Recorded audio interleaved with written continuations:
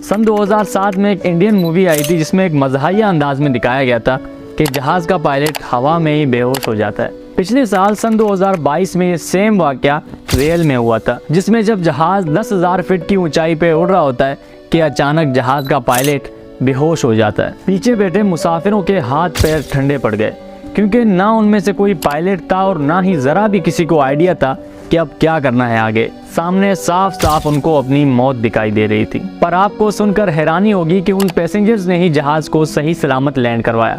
आखिर कैसे? ये कहानी शुरू होती है 10 मई 2022 को, जब 6 मुसाफिर एक छोटे से हवाई जहाज़ में मार्श हार्बर से अमेरिका जा रहे थे। मार्श हार्बर एक छोटा सा टाउन है एक आइलैंड पे, जहाँ लोग अक्सर सैर व तफरी के लिए और मछली के शिकार के लिए आते हैं। ये 6 लोग भी यहाँ यही करने आए थे।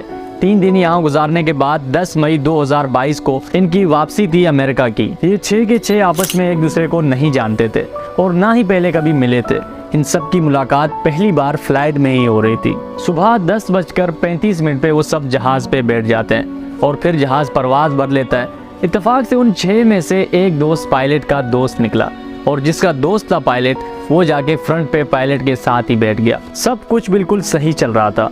पीछे बैठे मुसाफिर भी सब रिलैक्स कर रहे थे।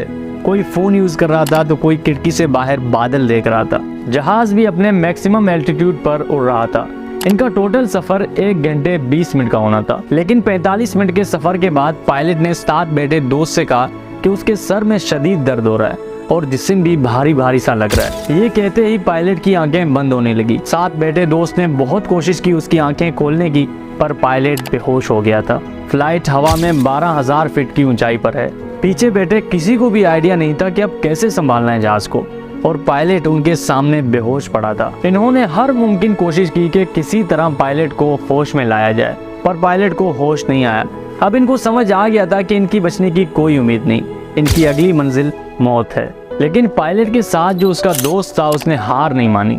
उसने सबसे कहा वैसे भी मरना तो है तो क्यों ना एक कोशिश करते हैं जहाज को संभालने की। सबसे पहले उन्होंने पायलट को उठाया और पीछे एक सीट पे लिटा दिया और खुद जाकर पायलट के सीट पर बैठ गया। हिम्मत करके बैठ तो गए थे, लेकिन उनको समझ कुछ नहीं आ रहा था।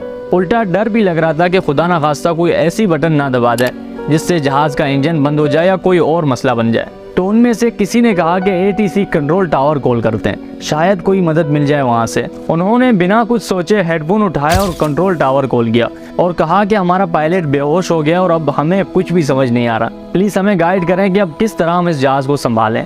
उनकी बदकिस्मती ये थी कि ATC कंट्रोल टावर पे जो बंदा बैठा था उसने भी नया ATC ज्वाइन किया था।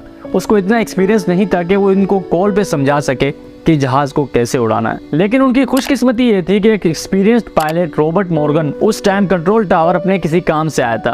तो ATS में मौजूद पहले शख्स ने इनकी बात रॉबर्ट से करवाई। रॉबर्ट ने सबसे पहले उनके जहाज के कंट्रोल पैनल का प्रिंट निकलवाया ताकि वो और अच्छे से समझा सके इनको। रॉबर्ट ने सबसे पहले उनको मैप के बारे में समझाया, नक्शों के बारे में समझाया कि कैसे आप इनको समझ सकते हैं और कैसे आगे चल के आपके काम आएंगे।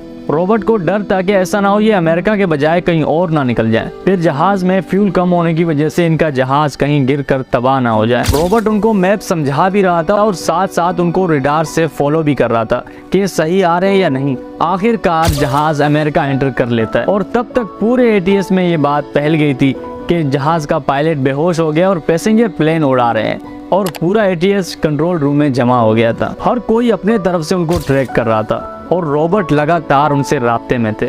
जहाज में मौजूद लड़के भी रॉबर्ट की बात गौर से सुनते और बिल्कुल वैसा करते थे जैसे रॉबर्ट उनको समझाता था, क्योंकि उनकी एक छोटी सी गलती भी जहाज को गिराने के लिए काफी था। करते करते आखिर वो जहाज को एयरपोर्ट के करीब भी ले आए। अब सबसे बड़ा मसला था जहाज को सही सलामत लैंड करना। लैंडिंग के टाइम उनके एक छोटे से गलती से भी अगर जहाज का बैलेंस आउट हो जाता या उनके कैलकुलेशन में थोड़ा सा भी अगर मसला होता तो जहाज वापस इनसे कंट्रोल नहीं हो पाता और जहाज गिरकर तबाह हो जाता। रॉबर्ट ने सबसे पहले तो उनको जितना हो सकता था हौसला दिया, उनको मोटिवेट किया कि तुम लोग कर सकते हो, और फिर आराम आराम से जहाज का एल्टीट्यूड कम करने को बोला।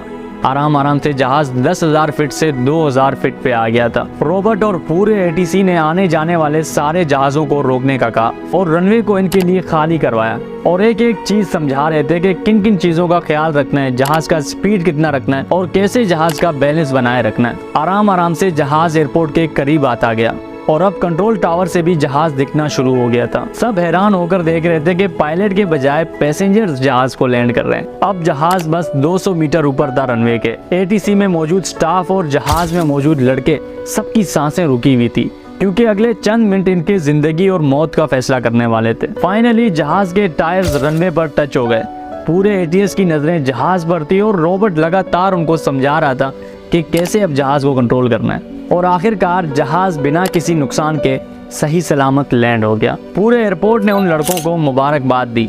ये दुनिया की वाहिद ऐसी फ्लाइट थी जिसको उड़ाया तो पायलट ने था, पर लैंड पैसेंजर्स ने किया। और बाद में पता चलता है कि पायलट को कोई हार्ट प्रॉब्लम हो गया था। बाद में पायलट का भी इलाज हुआ और उसे भी बचा लिया गया। ये था हमारा आज का वीडियो। आई होप आपको पसंद आया।